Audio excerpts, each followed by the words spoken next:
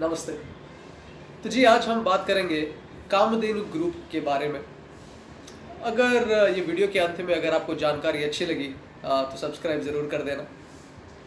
तो जी देखिए ये एक कंपनी बेस्ड है राजस्थान में, जो एक लीडिंग कंपनी है भारत में इन terms of manufacturing, distributing, branding और मार्केटिंग स्टील और पेंट इंडस्ट्री का। ये खुद भी अपना स्टील भी मैन्युफैक्चर करते हैं, ये पेंट भी मैन्युफैक्चर करते हैं। इसके बारे में थोड़ा बाद में बात करेंगे। और पूरे देश में इनका 50 फ्रेंचाइजी यूनिट है, जो एक बहुत ही अच्छी बात है, क्योंकि पकड़ जो है इस फर्म का डिस्ट्रीब्यूशन को लेके बहुत ही मजबूत है। जी in terms of market cap company छोटा है, 334 करोड़ का मार्केट कैप है।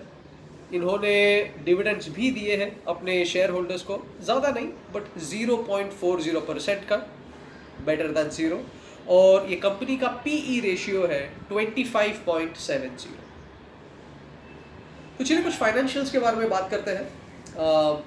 अभी अगर हम मार्च के, माफ़ी चाहता हूँ, अगर हम 2020 के आंकड़ों के बारे में अगर बात करेंगे तो मार्च में था 2 करोड़, जून में 1 करोड़, सितंबर में 2 करोड़ और दिसंबर में हाल ही में जो उन्होंने अपने फाइनेंस जो डिस्क्लोज किए हैं उसमें 7 करोड़ का इनको प्रॉफिट हुआ है।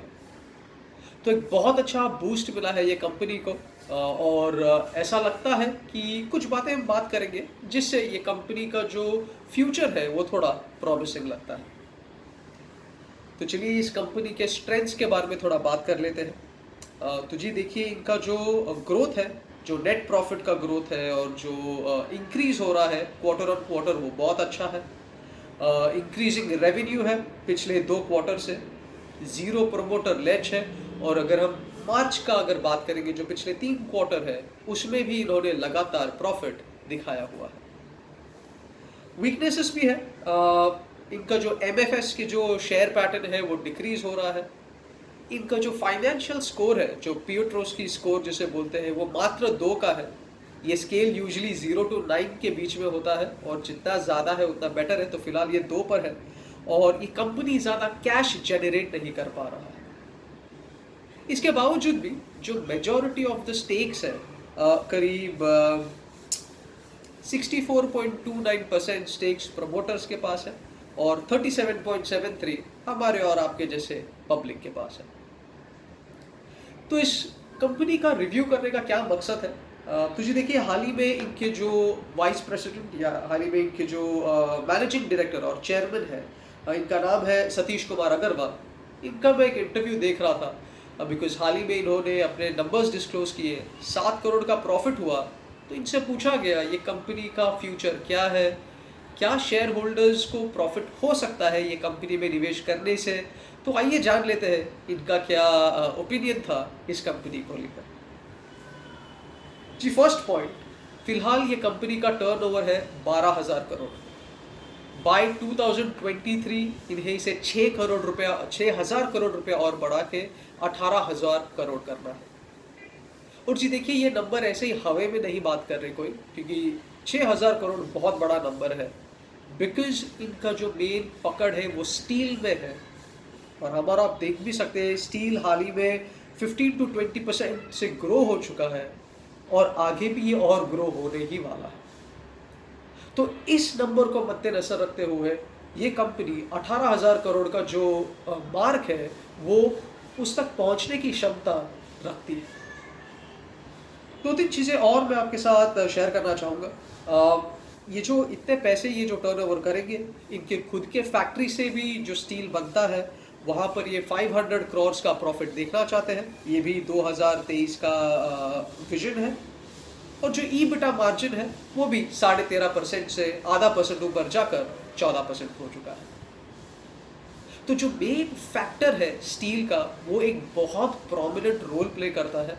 जी देखिए ये नेगेटिव भी हो सकता है, but looking at the current scenario, looking at where the government wants to go, खास करके इंफ्रा में जो इतना पैसा वगैरह इन्वेस्ट किया है, ऑलमोस्ट 37%, स्टील का डिमांड डेफिनेटली बढ़ने वाला है। और पिछले महीने भी अगर आप न्यूज़ पढ़ोगे तो चाइना, इवन दो चाइना सबसे ज़्यादा स्टील बनाता है, वो भारत से भी स्टील इंपोर्ट कर रहा है। तो पता नहीं वहां पर क्या चालू है, वो तो एक अलग ही टॉपिक है, बट स्टील का डिमांड डेफिनेटली आगे जाने वाला है। इनका अनुमान है 2023 तक 40 लाख टन स्टील ये सेल करने वाले हैं, जो एक बहुत बड़ा नंबर है।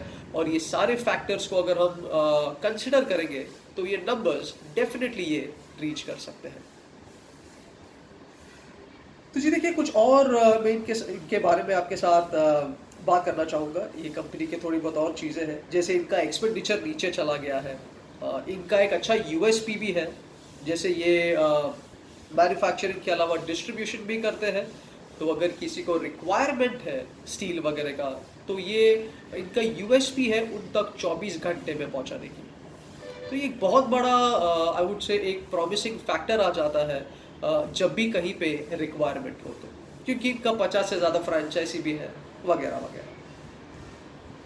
अब आते हैं इनके पेंट इंडस्ट्री में। तो जी देखिए, इनका जो पेंट इंडस्ट्री है वो उतना बड़ा नहीं है एज कम्पेयर टू जो इनका स्टील है। अब हाल ही में अगर आप देखोगे, इंडिगो पेंट से जो आईपीओ निकाला था, वो एक बहुत बड़ा बैंक के साथ लिस्ट हुआ और ऑलरेडी ये अपने स्टेक होल्डर्स को प्रॉफिट देना शुरू भी कर दिया। तो अभी जब पेंट के बारे में हम बात करते हैं, Asian paints, Nerolac, Berger, Indigo, उसके मुकाबले में कामधेनु ग्रुप का जो पेंट्स है वो उतना पॉपुलर नहीं है, लेकिन रूरल इंडिया में इसके बहुत सारे ऑर्डर्स आते हैं। तो ये धीरे धीरे ऊपर आ रहा है, लेकिन आज ज़रूर ऊपर आ रहा है। और अभी अगर आप देखोगे, नए शहर बनाने हैं लोगों को, अगर सरकार का प्रपोजल है 8 नए शहर बनाने का, लोन्स इतना कम हो चुका है, लोग अपना खुद का घर बांध रहे हैं या खुद का घर बना रहे हैं, तो अगेन वहाँ पर भी स्टील का भी ज़रूरत पड़ेगा इंफ्रा को लेकर, घर रेनोवेट करने के लिए पेंट का भी ज़रूरत पड़ेगा। तो ओवरऑल ये जो कंपनी का पोर्टफोलियो है वो बहुत ही ज़्यादा प्रॉमिसिंग लग रहा है।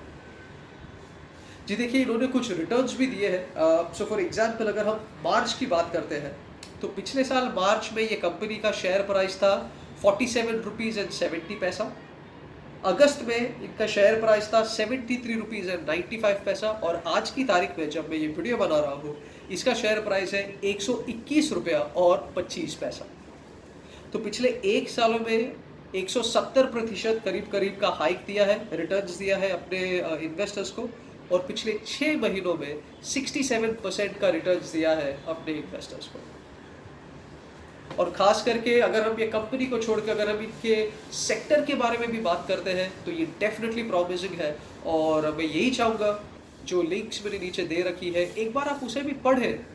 डेफिनेटली ये लॉन्ग टर्म होल्ड है, इमीडिएट गेन्स हमें नहीं मिलेंगे, बट एक बार आप ये सब पढ़ लीजिएगा, उसके बाद सोच समझ कर आप इसमें निवेश कीजिएगा। तो जी उम्मीद है ये जानकारी आपको अच्छी लगी। मिलते हैं अगले वीडियो में। धन्यवाद, नमस्ते।